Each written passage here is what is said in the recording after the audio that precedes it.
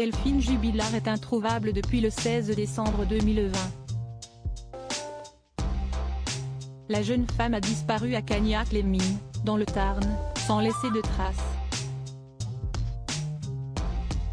Malgré une enquête qui se poursuit et de nombreuses recherches, aucun élément n'a permis de découvrir ce qui a pu lui arriver.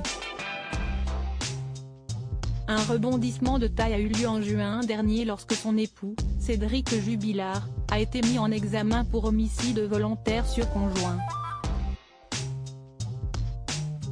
Depuis, il est incarcéré à la prison de Toulouse-Cesse et se serait confié à un de ses codétenus. Libéré en octobre 2021, Marco s'est entretenu avec les enquêteurs et il a fait des révélations qui ne sont pas passées inaperçues. Ce jeudi 12 mai, Cédric Jubilard va être confronté à lui. Un échange qui risque de chambouler l'enquête puisqu'il peut se terminer en un violent clash, comme l'a rapporté France 3. Les deux hommes vont-ils apporter des réponses aux enquêteurs?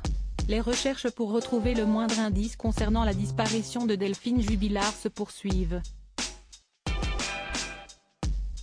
La jeune femme n'a donné aucun signe de vie et, selon les révélations de Marco, il semblerait qu'elle ait été tuée par Cédric Jubilard.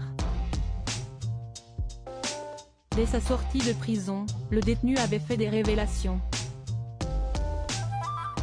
Il avait tout d'abord expliqué que l'époux de l'infirmière lui aurait dit, de façon approximative, le lieu où il aurait enterré Delphine Jubilard.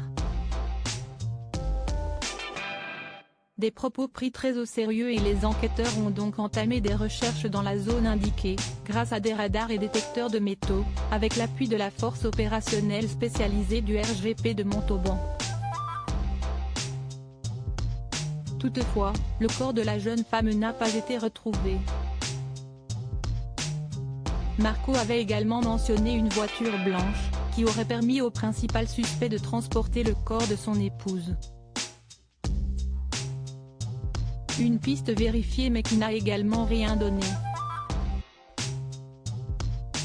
De son côté, Cédric Jubilard avait affirmé que son codétenu raconte n'importe quoi, tout en continuant de clamer son innocence. Delphine Jubilard, quelle expertise a enfin livré ses secrets? L'enquête sur la disparition de Delphine Jubilard se poursuit. L'expertise des lunettes cassées de la jeune femme, qui visait à déterminer si la paire avait été brisée lors d'une éventuelle dispute avec son époux, a récemment livré ses secrets.